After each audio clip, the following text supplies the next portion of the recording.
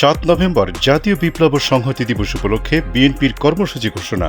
ঐতিহাসিক 7 নভেম্বর জাতীয় বিপ্লব ও সংহতি দিবস উপলক্ষে বিস্তারিত কর্মসূচি ঘোষণা করেছে বাংলাদেশ জাতীয়তাবাদী দল বিএনপি। বৃহস্পতিবার 6 নভেম্বর দলের সিনিয়র যুগ্ম মহাসচিব রুহুল কবির রিজভীর সই করা এক সংবাদ বিজ্ঞপ্তিতে জানানো হয়, দিবসটি যথাযোগ্য মর্যাদায় পালনে কেন্দ্রীয় ও স্থানীয় পর্যায়ে নানা কর্মসূচি হাতে নেওয়া হয়েছে।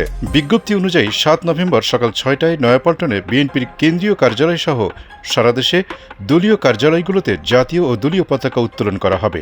সকাল 10টায় দলের জাতীয় নেতৃবৃন্দ ও বিভিন্ন পর্যায়ের নেতাকর্মীরা মহান স্বাধীনতার ঘোষক শহীদ রাষ্ট্রপতি জিয়াউর রহমান বীর উত্তমের মাজারে পুষ্পস্তবক অর্পণ ও ফাতেহা পাঠ করবেন। এছাড়া বিকেল 3টায় নয়াপল্টন থেকে র্যালি বের করবে ঢাকা মহানগর উত্তর ও দক্ষিণ বিএনপি। একই দিন সারা দেশে জেলা ও উপজেলা পর্যায়েও র্যালি অনুষ্ঠিত হবে।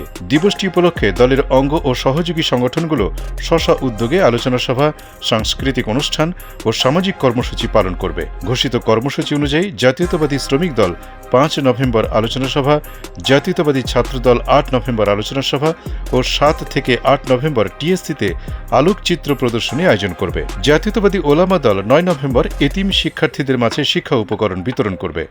জাতীয়তাবাদী তাঁতি দল 10 নভেম্বর, কৃষক দল 11 নভেম্বর এবং জাসাস 13 নভেম্বর সন্ধ্যায় কেন্দ্রীয় শহীদ মিনারে সাংস্কৃতিক অনুষ্ঠান আয়োজন করবে। এছাড়া বিএনপির উদ্যোগে 12 নভেম্বর দুপুর 2টায় বাংলাদেশ চীন মৈত্রী সম্মেলন কেন্দ্রে আলোচনা সভা অনুষ্ঠিত হবে।